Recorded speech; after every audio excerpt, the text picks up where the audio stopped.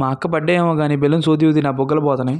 మా బావ మా అక్కని మామూలుగా సర్ప్రైజ్ చేయలేదు, ముందే ప్రీ ప్లాన్ గా గుంటూరు సర్ప్రైజ్ మేకర్స్ తో మాట్లాడి ఇలా సర్ప్రైజ్ చేయించారు. ఇంకా వాళ్ళకి కొన్ని వీడియోలు తీసి ఫుడ్ ఆర్డర్ చేశాం. ఈ కెఫేలో నాకు ఎవరో ఒకటి బాగా నచ్చేసాడు, భలే క్యూట్ ఉన్నాడు. ఎప్పుడు ఎలా ఉంటాడో వాడికి అర్థం కాదు, ముద్దు పెడుతున్నాడు మళ్ళీ కరుస్తున్నాడు. ఇంకా అఖిల్ నేను గేమ్స్ కూడా ఆడుకున్నాం. ఫుడ్ విషయానికి వస్తే dragon chicken Majestic and chicken pizza order చేశాం.